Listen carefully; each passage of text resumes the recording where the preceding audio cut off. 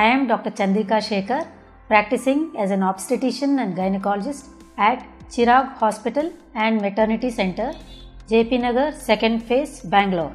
I am also a visiting doctor at Malathi Manipal Hospital, Jayanagar, 9th Block and Apollo Cradle Hospital, Jayanagar, 5th Block.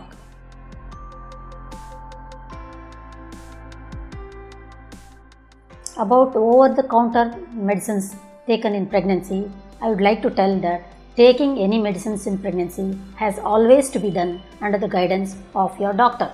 That too, especially, you should never take any medicine during the first trimester or the first 3 months of pregnancy, because that is called as a formative phase of the baby. That is, the organogenesis of the baby happens during the first 3 months of pregnancy, and any external factor can have an impact on the development of the growing baby.